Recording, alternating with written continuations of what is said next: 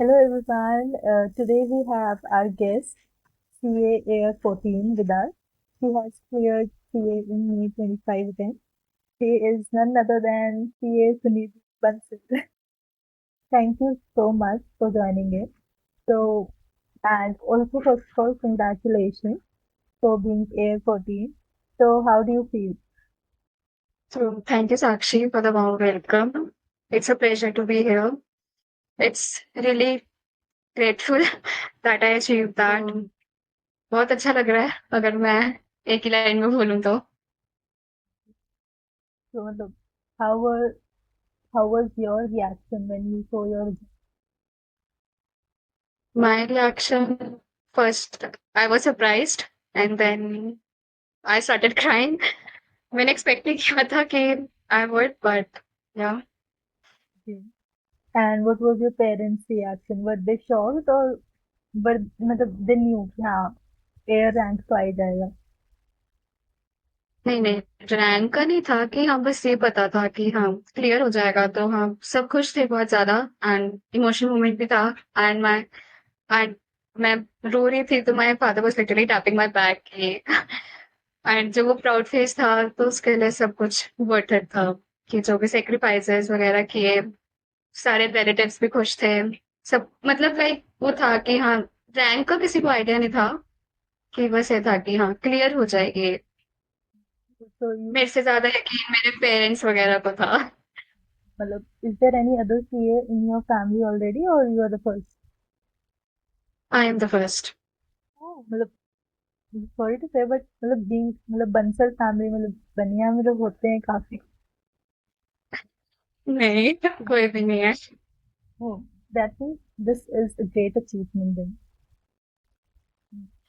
तो मतलब सुनील जी जब भी हम लोग कोई रैंक मतलब एयर रैंक की बात करें जब भी हम सुनते हैं तो हमें लगता है कि शुरू से कोई स्टूडियस या टॉपर रहा होगा बहुत. तो व्हाट वाज योर केस मतलब वर यू शुरू से ही studious and being topper of the school या क्या था मतलब क्या सिनेरियो था आपका?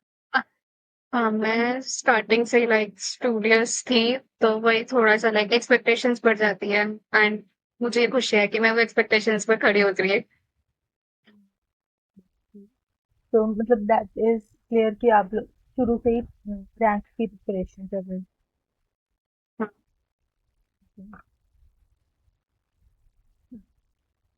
ओके.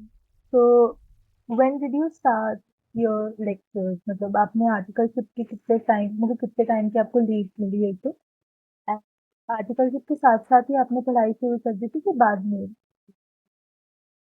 मैंने आर्टिकलशिप के साथ साथ शुरू कर दी थी मैंने अराउंड 5-6 मंथ्स बाद अपने लेक्चर्स स्टार्ट किए थे एंड मुझे लीव मिली थी 6 मंथ्स की तो व्हाट वाज योर स्ट्रैटेजी मतलब कैसे आपने किया मतलब लेक्चर्स तो सभी देखते हैं उसके बाद मतलब व्हाट वाज योर स्ट्रैटेजी मतलब एक एक सब्जेक्ट का अगर आप बताना चाहो ब्रीफ में तो.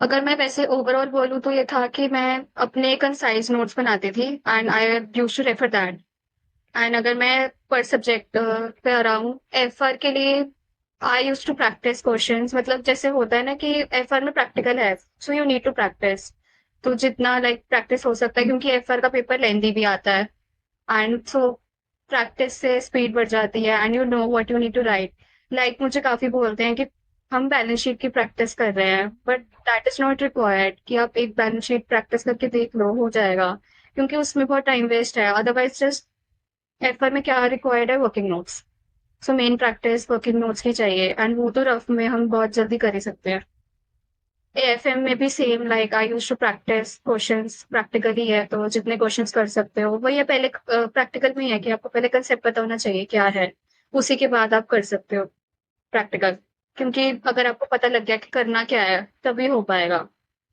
ऑडिट में थ्योरी है and I was weak in I am weak in theory so revisions चाहिए थी एंड मैंने क्या किया था कि रिविजन्स तो मतलब जो थी सब्जेक्ट वाइज वो करी थी उसके अलावा भी मैंने कोशिश की थी कि मैं बाकी सब्जेक्ट्स के रिवीजन के साथ साथ भी ऑडिट की रिवीजन करती रहूं क्योंकि थोड़ा सा वीक था इस वजह से एंड ऑडिट में मैंने एक चीज और की थी कि मैं एक रोज एक आंसर लिख के देखती थी और उसको खुद ही चेक करती थी and DT and IDT same पहले प्रोविजंस करो एंड उसके बाद ही लाइक प्रैक्टिकल जितना कर सकते हो बस वही है मेन तो लाइक डीटीआईटी में thorough you need to be thorough with revisions उसके बाद ही कंसेप्ट लगा पाओगे क्योंकि कुछ पता नहीं लगता कौन सा कंसेप्ट कहाँ पे आ गया क्योंकि ऐसे इंटरलिंक हो जाते हैं कई बार questions And and for IBS, IBS हाँ सो फॉर आईबीएस जो आईसीआई केस बुकलेट निकाली थी जिस केस बुकलेट निकाली थी आईसीआई ने जो मैंने उसी को रेफर किया था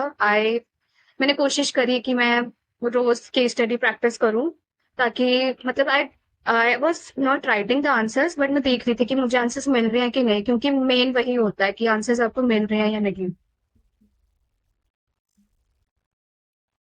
तो मतलब आप कितनी बुक्स लेके गए थे IBS के एग्जाम में? मैं तो अपनी लाइक जो फैकल्टी की बुक्स थी वो लेके गई थी एंड कुछ की स्टडी मटेरियल लेके गई थी जैसे ऑडिट का एंड एफआर का लेके गई थी बट वो यूज आया नहीं था तो मेन ऑडिट तो मतलब IBS में पर्सनली मैं पूछना चाहती थी क्वेश्चंस कैसे होते हैं, मतलब सारे चैप्टर्स मतलब सारे सब्जेक्ट्स का मिक्स एक क्वेश्चन में आते हैं या कैसे होते हाँ मतलब एक केस स्टडी में कम से कम जैसे होंगे 3-4 सब्जेक्ट्स तो होंगे तो वही आईबीएस में कि तो यही है कि यू नीड टू नो कि कौन सा टॉपिक कौन से सब्जेक्ट से है तभी कर पाओगे क्योंकि कई क्वेश्चन थे मुझे पता ही नहीं लग रहे थे लाइक मैंने जो 15 मिनट होते हैं मैं उसमें देख रही थी तो एक क्वेश्चन में मैंने लिखा कॉस्ट का बट लास्ट में पता लगा वो एफएम का क्वेश्चन था हैं? तो वही चीज तो वो मेन तो चीज आपने वही है पता अच्छा नहीं शायद वो जो भी हाँ तो आपने टोटल वही बच 3 रिवीजन किए एंड कब तक आपका सिलेबस खत्म हो गया था, मतलब लेक्चर्स के बाद लेक्चर्स कब तक खत्म हो गए थे एंड कितने रिवीजन? मेरा सिलेबस दिसंबर 24 में खत्म हुआ था एंड मैंने ऑलमोस्ट 4 रिविजन्स की थी एंड उसके बाद मैंने वो एक मॉक टेस्ट दिए थे तो मॉक टेस्ट में भी रिविजन्स तो लाइक हो ही जाती हैं सो वही मैं एटलीस्ट 3 रिविजन्स रिक्वायर्ड हैं और प्रॉपर मॉक टेस्ट भी चाहिए क्योंकि उससे स्पीड बढ़ जाती है मेन थिंग क्योंकि पेपर सबकी कंप्लेंट यही रहती है कि पेपर कंप्लीट नहीं होता है आपके सारे हो गए थे कंप्लीट? हाँ मेरे हो गए थे तो जब आप डीमोटिवेटेड फील करते हो या ऐसे कि आज पढ़ने का मन नहीं है तो उन दिनों में क्या करते हो आप? कोशिश तो ये रहती थी कि कुछ ना कुछ तो करूं क्योंकि पढ़ना तो है ही एंड नहीं मन कर रहा तो लाइक वॉक कर ली गाने सुन लिए या पेरेंट्स के साथ बैठ जाओ किसी से बात कर ली तो हु वाज योर मोटिवेशनल और इंस्पिरेशन कि मतलब जिसको देख के आप लुक फॉरवर्ड करते हो? माय फादर मतलब स्पेसिफिकली किस लिए, मतलब कोई स्पेसिफिक रीजन या गर्ल्स इज फादर? नो मतलब हाँ फादर है इसलिए तो है ही बाकी ये कि like how he manages whole family like business he is a businessman तो स्ट्रेस तो रहता ही है तो कि फिर भी घर आते हैं तो अपना सारी टेंशन वहीं छोड़ के आते हैं वो चीज वो लर्न चेक करने वाली चीज ठीक है, मतलब वो बैलेंस की प्रैक्टिकल एंड प्रोफेशनल। हाँ तो टेल मी वन हैबिट की जो आपने सीए प्रिपरेशन में मतलब डेवलप की है एंड यू फील कि ये चीज मैं लाइफ लॉन्ग तक रखूंगी अपने साथ। आई वुड से कंसिस्टेंसी मतलब कुछ भी कर रहे हो उसमें कंसिस्टेंट तो रहना पड़ेगा अदरवाइज रिजल्ट मतलब रिजल्ट दिखने में टाइम तो लगता ही है कई बार लगता है कि एफर्ट्स बेन जा रहे हैं पता नहीं क्यों ही कर रहे हैं बट वो ये एफर्ट्स जुड़ते रहते हैं कभी ना कभी तो रिजल्ट देखने को मिलता ही है तो अब आप जैसे सीए बन गए हो, अभी वैसे आपकी आर्टिकल चल रही है या हो गई है पूरी? चल रही है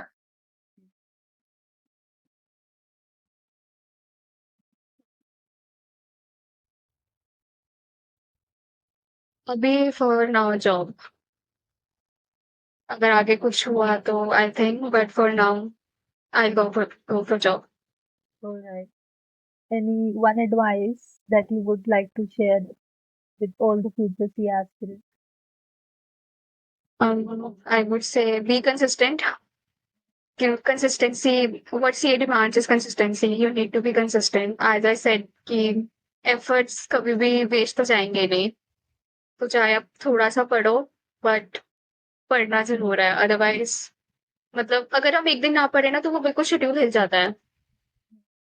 वो वापस से अगले दिन बैठना लगता है पता नहीं। एक तो पहले तो यही सोचते रहेंगे कि कल क्यों नहीं पढ़ा, उसके गिल्ट ट्रैप हो जाता है। तो इसलिए चाहे जो भी करना है, चाहे थोड़ा-सा कर लो। ये नहीं कि हाँ, लॉन्ग स्ट्रेचिंग आवर्स नहीं रिक्वायर्ड है हमेशा। ऊपर-नीचे तो चलता ही रहता है। So one more last question कि self doubts तो obviously आते होंगे, then how do you tackle with it? मतलब other than demotivation I'm talking about self doubt कि अरे कि इतनी मेहनत कर रहे कुछ होगा नहीं होगा, although you were studious and topper of in school all the time but still self doubt का I think सबको ही आता है, तो उसका मतलब what do you do in those times? To talk to my parents and वो मुझे like parents तो फिर सब करते ही हैं कि फिर वो बताते थे कि हाँ, क्यों स्टार्ट किया। वो फिर ये भी होता है वो कर कि ठीक है, अगर नहीं भी होगा तो हम हैं साथ में। तो भई अगर कभी सेल्फ डाउट हो तो parents are the best option. But like you said कि you should have someone by your side. Yes. Okay. Thank you Sunidhi, so much for being opening up and being real, and I think that's it. And this is Sakshi Bhama signing off. Be motivated and be safe.